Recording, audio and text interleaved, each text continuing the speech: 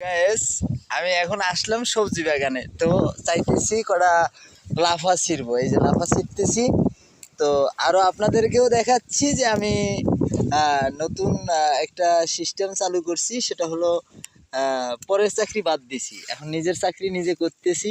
তো এই চিন্তা করতেছি যে কি করা যায় সামনের দিকে। তো সামনের দিকে ভাবছি যে ব্যবসা বাণিজ্য করব। যদি ব্যবসা বাণিজ্য করতে হয় তাহলে আমি তো, যেহেতু নতুন সিস্টেম চালু, তাহলে আমি তো আপনাদেরকে বাসিটা কাউকে খাওয়াতে পারবো না।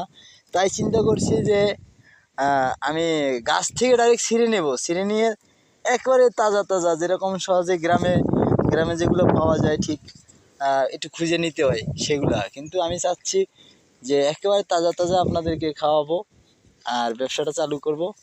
দেখি আপনাদের কার কি মতামত, দেখবো। এই যে লাফা ছিটতেছি, লাফা এটা হলো খুলনার বাসায় হচ্ছে হলো লাফা, আর বরিশালের বাসায় হচ্ছে হলো, বরিশালের ভিতরে যারা আছে তারা বলে হচ্ছে হলো বরহুডি। ঠিক আছে। তো এই যে দেখেন, এই অজস্র পরিমাণ গাছে আছে। এই যে আমার দাদার ক্ষেত আর কি, এই দাদার কাছে আসছি নেয়ার জন্য। দেখেন, এই যে দেখেন কত সুন্দর লাগতেছে না?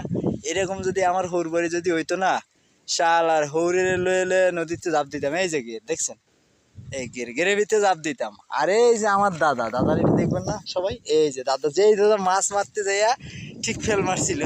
আপনাদেরকে অনেকের কমেন্ট আমি শুনছি যে মাছ মারতে যাইয়া ফেল মারছে। তো ফেল না, সেদিনকে হয়তো কোপ দিয়েছিল দুইটা মাছের গায়ে। দুটো মাছই অসুস্থ দেখা যায়, গেরে দৌড়োদৌড়ি করে আঘাত দেখা যায়। কিন্তু আসলে ওইটা সাইডে দেওয়াটা বা ওইটা না ধরতে পাইরা খুব কষ্ট পাইছি সেদিনকে, লস হয়েছে। যেমন দুইটা মাছের গায়ে আঘাত লাগছে, একটা মারা গেছে মাছ, আর একটা আছে কিন্তু দৌড়াদৌড়ি করে, কিন্তু গায়ে আঘাতের চিহ্ন। তো ভালো থাকবেন, আরও নতুন নতুন ভিডিও দেবো আমি আপনাদেরকে। শুধু আপনারা একটু পাশে থেকে একটু সাপোর্ট করে যাবেন, আর কিচ্ছু না। আপনারা একটু বেশি বেশি সাপোর্ট করবেন, তাইলে হবে। ধন্যবাদ, আসসালামু আলাইকুম।